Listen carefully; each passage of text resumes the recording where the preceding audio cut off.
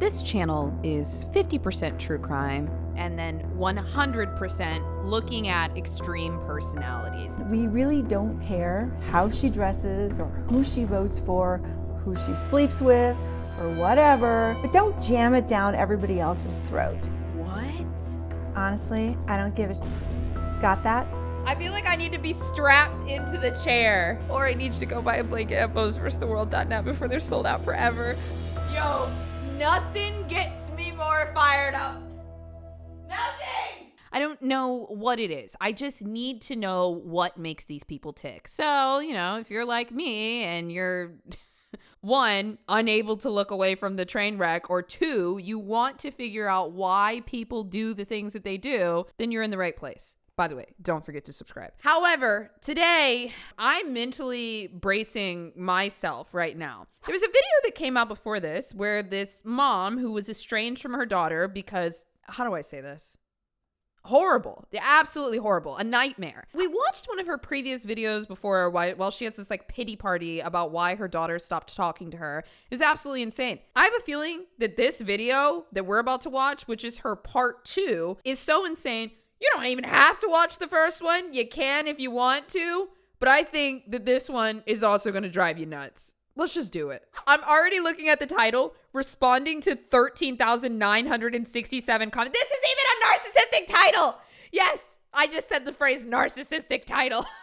A month ago, I released a heart on the sleeve style of video explaining my experience as an estranged parent on this brand new channel, and it kind of blew up. Because you were insane in the video. If you are questioning whether this lady is wildly self-centered or not, I need you to know that when her daughter stopped talking to her and it was her daughter's birthday, she bought herself a gift.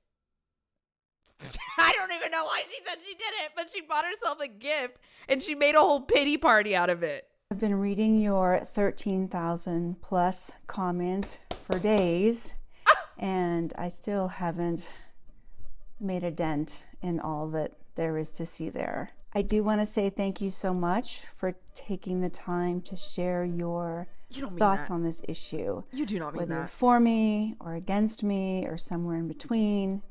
I really do appreciate the time you took to respond, and I especially appreciate those people who showed kindness and compassion in formulating their responses. If I were a better YouTuber, I'd be able to look straight into the camera and say all the words I'm about to say. You're actively doing that right now. You're literally doing this right now. Also, I got a question for you guys. If you put out a video that most people absolutely hated and there were 13,000 comments, would you be able to read through thousands of comments? I do not understand that mechanism. If all the comments were just hate, to me, it makes me feel as though she has a mechanism where she's just what they're saying is not true. So she's able to just move past the hate comments. Meanwhile, if somebody's a little insecure or wants to not piss people off, every single one of those comments is going to kind of, oh no. But the fact that she just scrolled through 10,000 comments of hate means that she has protected herself with a level of insulation that says what they're saying is not true. She's looking for things that affirm her, but it seems like the comments might have gotten to her a little bit. But I'm not that good. I need my notes, so please forgive me if I look away at my notes on a pretty regular basis, because I'd rather just get this video out than have it be perfect. As I'm still reading these comments and running a poll to see where to take the channel next, and a link to that poll is down below, I did want to address a few things that keep coming up before creating the next real video. Number 1, my narcissism diagnosis. I would like to thank all of the legions of armchair, I'm sure fully qualified therapists who can watch a highly curated 16-minute video and come to that conclusion. As a reminder, hey, Listen, this lady is one of the strongest pieces of work that I have ever seen in my life. And she really tries to delicately, I'm getting triggered. That's how you know she's good. If you were to go to a therapist, sister, they're not going to sit down and tell you that you have narcissistic personality disorder, because that's probably going to make you leave and they want your money, okay? They're going to sit there and they're going to listen, da-da-da. Nobody's even going to, if you're this bad of a narc, nobody's going to tell you to your face, okay? That's why you have us. And come to that conclusion. As a reminder, the platform you are on is called YouTube, which means you as a creator tell your story and you upload your story to the platform and people can share your story or not. But yes, the video was about me. It was from my perspective as a parent going through this experience. A self-pitying parent where your child tells you everything that you're doing that's hurting them and you say, well, that's not true. And I'm going to make a video about how much you're a bitch because it's my story. Welcome to YouTube. Welcome to my tube, bitch. You truly cannot understand the visceral bond imprinted chemically on your entire being with concern for your child throughout that child's life. As a reminder, my daughter went no contact, and she talked about that on her TikTok account a year and a half ago. Per her wishes, I have not attempted to contact her for the last year and a half. But you started harassing her by publicly having pity parties on YouTube. When a child goes no contact with their parent, part of it is actually a bid to reconnect by standing their ground and saying that they will no longer tolerate a certain type of behavior. She's not trashing you. She's not coming to the house attacking you. She's not filing a restraining order against you or anything. She's going no contact to make a statement, hoping that you will come back better. But instead, you chose to go public and paint yourself as the victim. I think you just bought yourself a little bit more time and no contact. So I can't reach out for her side, or I would be crossing boundaries. This is a boundary you're crossing. You created a new boundary that didn't exist, and then you violated it. It's like you're on a lawnmower just going back and forth over and over this new boundary that you made up, and you're like, look at how sad this is. And then now also it's the commenters' fault. Like your daughter couldn't get through to you how much of a piece of shit you are, and now you love this, don't you, lady? You love this. You love this. Oh, God. Okay. Yo, nothing gets me more fired up. Nothing! All right, let me... What she's thinking. Because I'm not a mind reader. And by the way, that original video was not a documentary. It's a mom's collection of random snippets filmed sporadically over 2.5 years, spun into a story that is meant to convey viscerally my feelings as a mother going through the experience of being rejected by your adult child after loving them your whole life. And that's what the video is about. There are a lot of good channels on YouTube. Giving tons and tons and tons of love, whether it's a parental relationship or a friendship, it does not mean that you 100% get that love back if that love isn't also attached to respect, kindness, understanding. You don't even have to do all three. Just pick one. But if it's love coupled with disrespect, if it's love coupled with complete misunderstanding, if it's love coupled with boundary violations, then it's not love. You're teaching your kids that love is somebody violating your boundaries and making you feel bad every day. And then you're going to wonder why they come home with a piece of shit. It's because you taught them that this is what love is. That talk about estrangement academically, and they're really great resources for learning the basics. Shut up. But I wanted to shed light on this issue viscerally from the point of view of a mom just trying to cope. And to show other moms and dads that they are not alone. You know, because apparently this is a trending issue in America. So that's the primary audience. Other parents. Is the issue estrangement? Is it estrangement? Or is it something else? Is it something far more sinister than that? Could it be the woman in front of the camera, right in front of our very eyes? Could she be the problem? No, it couldn't be. It could never be. It's just not possible. 10,000 comments saying that I'm the problem? This is a glitch. Who are silently and shamefully going through this, thinking they're the only one. I want them to know they're not alone. And this is how it feels, and it's a process, and you can get through it, and just to give them a little bit of hope that there is light at the end of the tunnel, even if their child never talks to them again, which is not what any of us typically want. But that, and you know what? Saying, I hope that there's a light at the end of the tunnel, even if our child never talks to us again. That's also a control tactic, that it's like, hey, the child tries to take their power back by not speaking to the parent, but then the parent tries to take the power back by being like, well, I accept that you may not ever come back. It's like it's a challenge. It's like they're still in power by saying, well, I accept that ending. And it's not that they actually accept it. It is another control tactic. And it's kind of like, some of you might feel, if you get what I'm saying, you might actually feel like, oh, that pisses you off because it feels like there's no way out. There's no way to reclaim your sovereignty because she's even claimed the ending of it. Like, oh, yeah, I accept both, you know, whatever. Statistically, the likelihood of reconciliation is very, very low. The last 2 minutes of that. It's not tied to a statistic because the likelihood of reconciliation is tied to your behavior. You are not a statistic. You are a variable that can choose your own actions. And all you got to do is talk to your daughter like a human and listen to what she's saying that's hurting her. That video are for my daughter, who I can't speak to, who doesn't want to speak to me. She may or may not ever see that video and hear those words. I don't know, but they're there for her in case she finds them. And you can misconstrue them.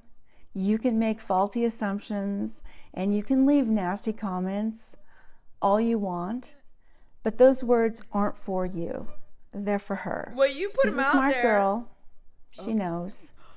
And this is my girl. She knows. Even though you have placed this boundary, even though you have separated yourself, even though I'm going crazy over here making a fool of myself on the internet, you're my girl, and you know that. And that's never going to stop. So you may not talk to me, but I still claim complete ownership over you and your decisions. How does the child reclaim their power? And also, she's not a child anymore. She's an adult. Man, this going to the internet like this and making these videos is 10 times worse. And all she was trying to do was get away. All she was trying to do is get away. there were some who seemed horrified that we outed or appeared to out her diagnosis. I didn't make this clear in the video, but we learned about that diagnosis from her TikTok account. Who cares? It's one of the prominent themes of her channel. And that in her previous video, she said that she believed that her daughter's possible ADHD or spectrum diagnosis was the reason why her daughter wasn't talking to her anymore.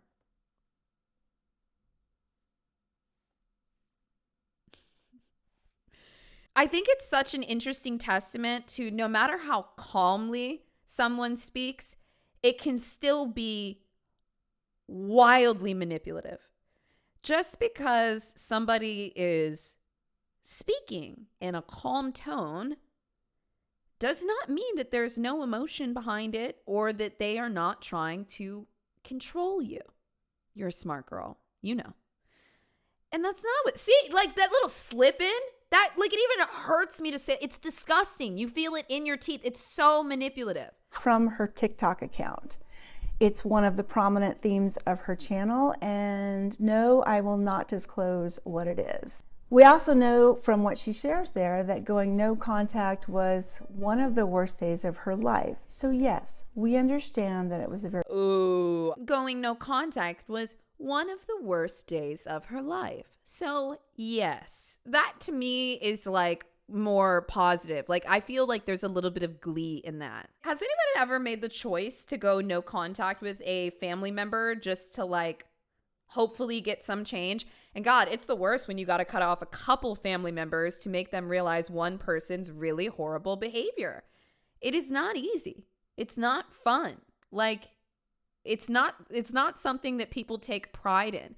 But in this video, you can actually even see for a moment, there's a little bit of glee, a little bit of happiness on her face when she repeats that her daughter said that cutting her off was the worst day of her life.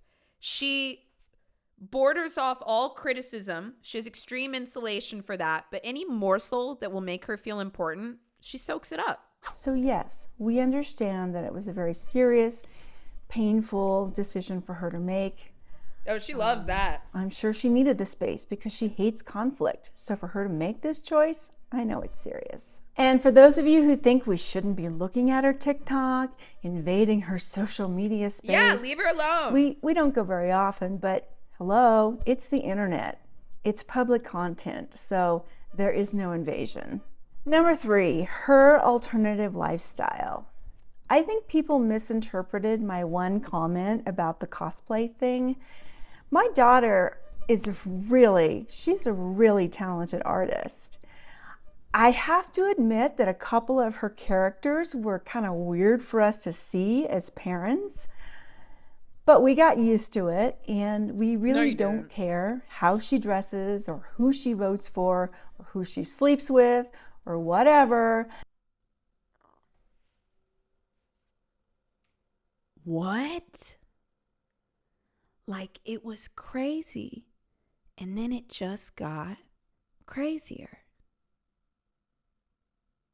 So long as everything is legal between consenting adults, we don't have a problem with it. I don't need to know everything. It's her life. You don't? We're actually okay with alternative lifestyles. And it's your life. If you're living that life, just enjoy it. If you're living that life, the judgment, it's there. Don't jam it down everybody else's throat. That's too much. Just go have fun, be who you are, and we'll be here being who we are. And, just remember, this is the United States of America. In the US, assuming we're legal citizens, we're all Americans.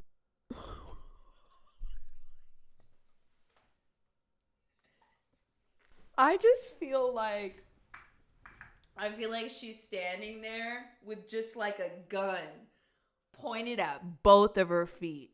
Just aim, and then she's like, pop, pop, pop, pop, pop, pop, pop, pop. Feet full of holes, sister. Oh my God. Number 4, your assumptions. My dear Eeks, aka Estranged Adult Children, named after the Reddit group that sent so many of you here, your assumptions that my husband and I engaged in zero introspection or take zero responsibility for this relationship. Do you feel like, based on this response, and not even the initial video, this response alone, do you feel as though she has taken any accountability? I can just, my eyes are closed, but I can just feel my body flooding with no's in the chat. Because we didn't choose to share all the details with the entire freaking internet. That is 100% faulty thinking. Yes, we did extensively examine everything we did, like most parents would. You know what I love about this is that every parent that's ever met her fucking hates her. Like, God, please send me the footage of her at the PTA. Like, please, just let me see with my own eyes. I need to know. We know we're not perfect. We have some ideas, but you don't need to know all the details.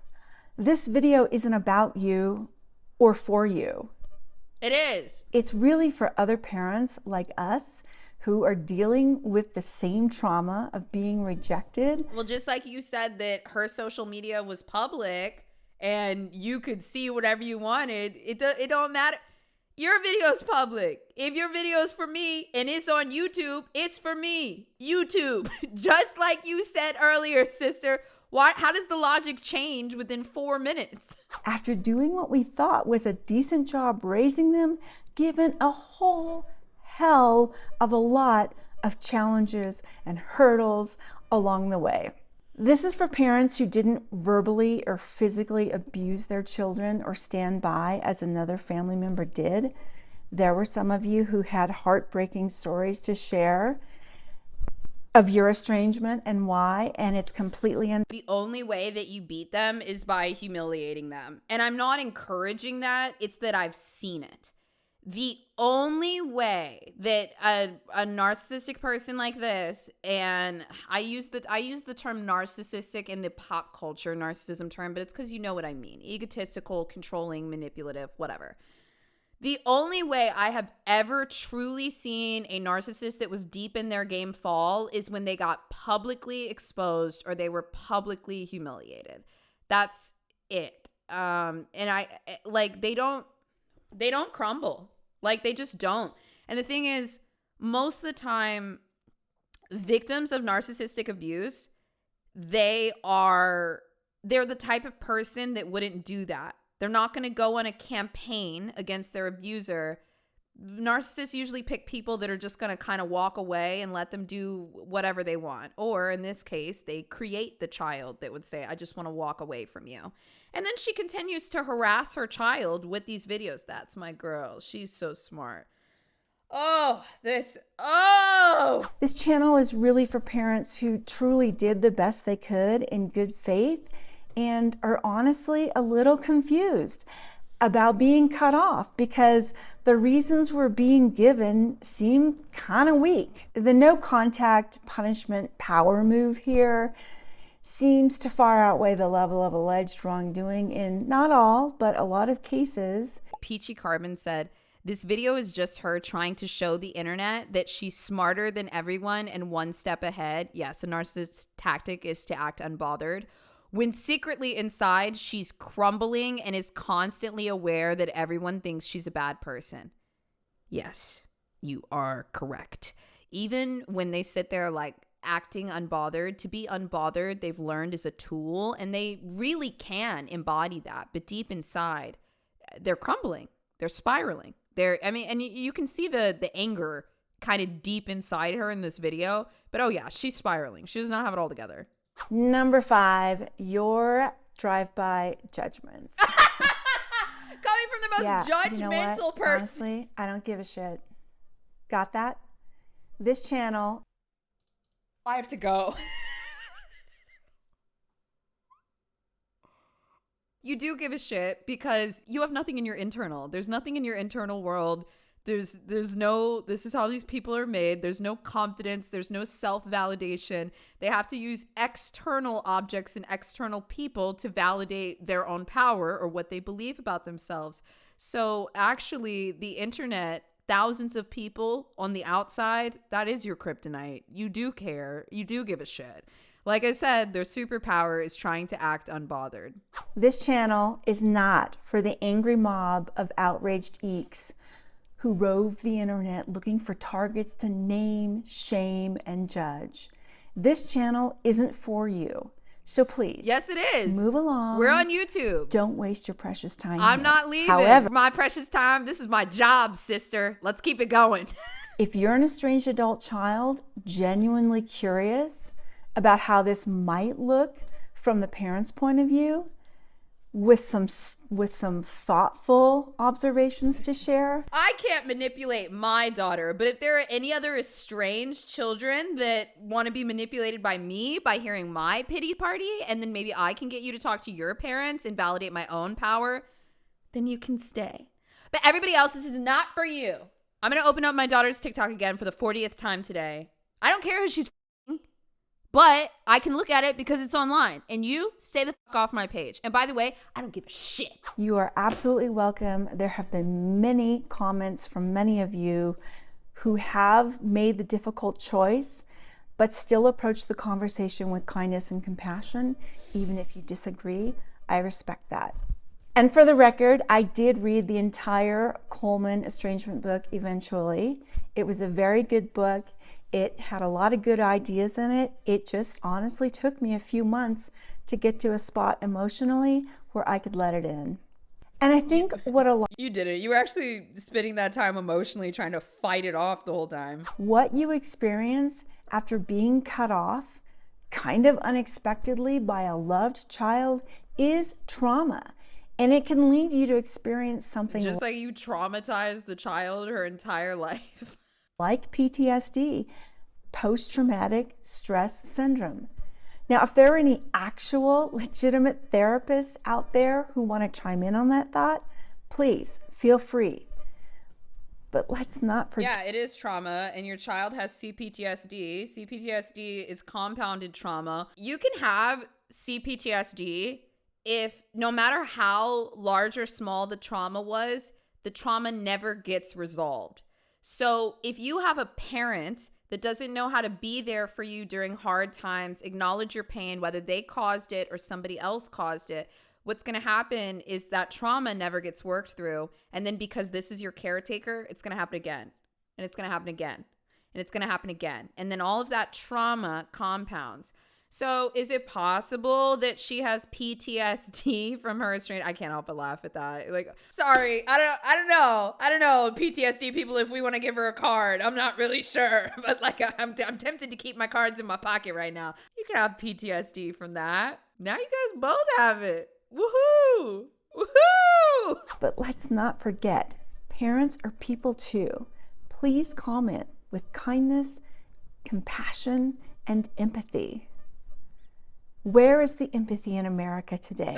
I think I have a pretty good idea of what's causing this problem with some